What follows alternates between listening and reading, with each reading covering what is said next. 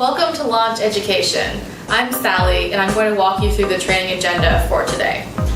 So the Tutor training agenda for the 2011-2012 school year will be as follows. We have introductions, about our company, philosophy, company policies, launchpad, rates and other logistics, and then you get to meet the team.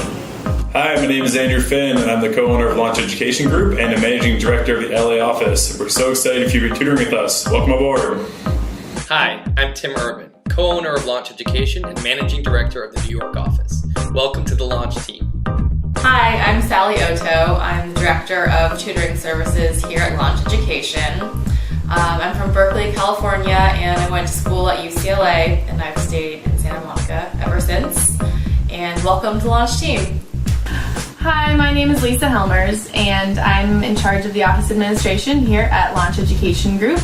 I am a graduate of Loyola Marymount University, class of 2010, and I have been working here for about 2 years now, and that's about it. So I look forward to working with you guys in the future. Hi, my name is Matt Steiner. I'm an associate director at the Launch Education office in Santa Monica. I joined Launch in 2010, and before that, I was a master's student at the University of Chicago and studied psych and philosophy, and before then I went to UC Santa Cruz. As an associate director at Launch, I'm mostly in charge of business development and outreach, and I also work on tutor interviews and have probably met with you guys at some point. So thanks so much. I'm so excited that you guys are on board, and I look forward to spending more time with you.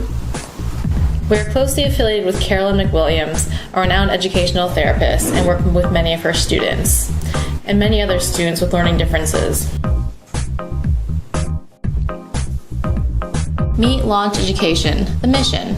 Launch Education provides premium in-home academic and test prep tutoring services to students in Southern California, New York, and DC, always with the same objective, to help our students achieve their full potential.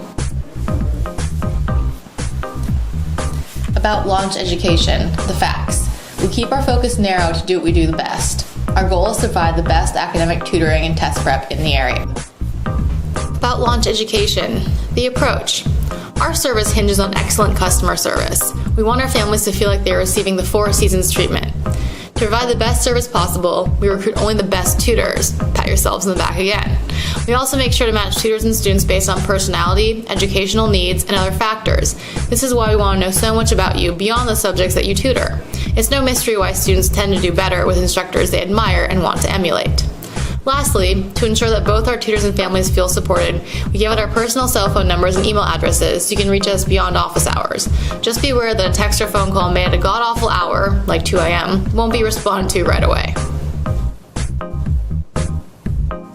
At Launch Education, the ultimate goal is to teach a student to fish. We really want to build independence, not dependence. Our job is done once a student no longer needs us. Our perspective, the pyramid of academic success. Our approach to academic success is comprised of 3 elements: the what of education, the how of education, and the why of education. First, we're going to look at the what.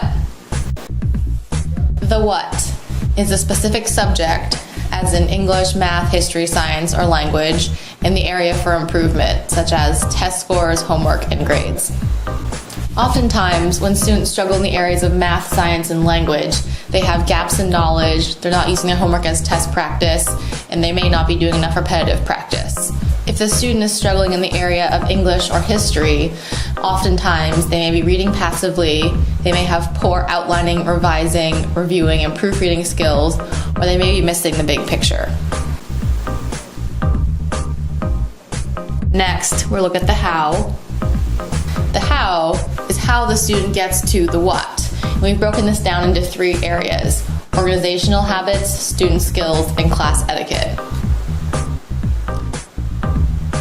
The how, organizational habits. Many of our students who have not mastered the how often struggle in these areas. Consistency and structure. Sometimes they don't have consistent routines or schedules. They don't have a certain study location. Due dates and deadlines. They're not sure how to keep a planner or a calendar or start studying in advance. Filing and archiving. They may just stuff all their papers into a folder or underneath the couch. If you have any questions, you can always ask me because I've heard and seen a lot of different types of students and we have suggestions for how to get them organized. The how, student skills. Again, some students understand these things intrinsically. Some students, they may have to be mentored or taught. Exam preparation, outlining, reviewing past exams, repetition drills, testing skills, projects and papers. Again, some students understand how to plan and revise and proofread, some do not. How to use a textbook. Oftentimes there are chapter quizzes and answers to odd number questions are in the back of the book. And how to read analytically, highlighting, taking notes, basically active reading. The how, class etiquette. The final how is often underestimated by students, or many avoid it in fear of being a teacher's pet. However, a teacher is not a robot and they can see everything you do. So the more often you pay attention and show respect in class, the more likely they are to grade you favorably. Oftentimes, showing respect in class can be sitting in front, participating, being on time, active listening. And since grades are given by a biased person and not that mindless robot, checking in from time to time with a teacher and going to them for help can show that you care about your grade and they will see you favorably. And as we like to say, September, September, September, or really, it's never too late or early to start the clean slate. And last, we'll look at the why. The why of education involves the value and meaning that a student ascribes to education. If a student doesn't see the point in going to school, they're not going to be motivated to achieve. The why forms the foundation of the pyramid for this very reason. As each of you may have experienced as tutors or teachers yourselves, the most difficult students are often those who could care less about their performance. In many instances, a student who once performed well in school gets caught in the vicious spiral shown here. All it takes is an accumulation of small mistakes, a poor test score or misassignment, to snowball into a horrendous drop in confidence. We see this most often among students who are transitioning to middle school or jumping into tough honors or AP classes. Students, and even their parents, may attribute failure to a lack of intelligence rather than faulty. For example, a student who fails an Algebra 2 test may say that she doesn't get the material, when in truth, she just isn't studying effectively. A good way to do this is by being honest about a student's strengths and weaknesses. Recognize a student's shortcomings, but be sure to spend lots of time praising his strengths and puffing up his ego. A student is more likely to ask questions when he feels intelligent and empowered. Additionally, you want to instill students with a constant sense of hope. It is never too late for a student to improve and make a good impression on his teachers. To reiterate, it is your objective as a tutor to support a student as they learn to be independent. Tutors are like academic scaffolding or training wheels. They can be removed when the time is right. The most important way to reinforce the why of education is understanding how students tick, what makes them and motivates them at an individual level. Tutor perspective, the coach. In terms of the what, how, and the why, if school is a game, imagine you are the coach. 1. You figured out what your students' problems are and what is preventing them from winning or getting an A. You know it's not just about being the strongest, smartest player, but also knowing how to play the game. So, 2. You develop a game plan, i.e. study skills, routines, etiquette, that'll help your student learn how to win the game of school.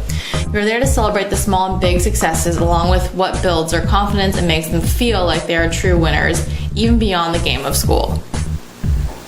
Tutor perspective, the passenger. The other role that you should strive to embody is the role of the passenger. As the passenger, your primary focus is guiding the student as he navigates his way through school. You never take full control of the steering wheel, writing the student's papers, completing his homework, or organizing his backpack for him, because this hinders the development of autonomy and self-confidence. You can also envision the passenger as the individual who has the full view of the windshield and the road that lies ahead. In some ways, the tutor is the only person in the student's life who has an objective understanding of their complete responsibilities. Consequently, it becomes the tutor's responsibility to plan lessons with the student's best short-term and long-term interests in mind. One eye on the present. Even though the focus is on helping students reach their potential, the first priority is always to catch up, keep up, and stay on track. Only when the present is under control can you focus on long-term goals, i.e. enrichment or review. Company policies. We have 2 policies. The first one, working with families and students, and then there's the second one, working with launch education. First, we'll go over working with families and students. Getting set up with a student. We will call or email you about a potential match. Please respond as soon as you can because we may be calling other tutors about the assignment. We give you the details, the student's age, gender, subjects, school, hours, location, personality, all the information we have, we'll give it to you. You then accept or reject. And if you